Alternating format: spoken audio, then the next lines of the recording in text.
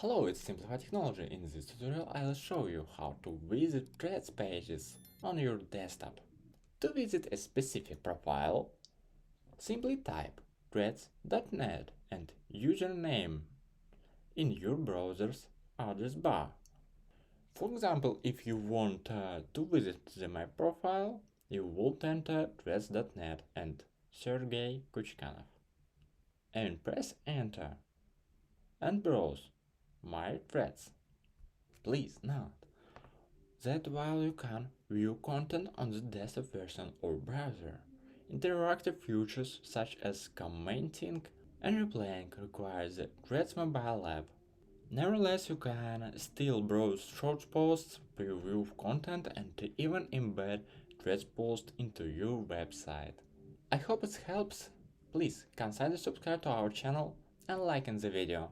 See you next time.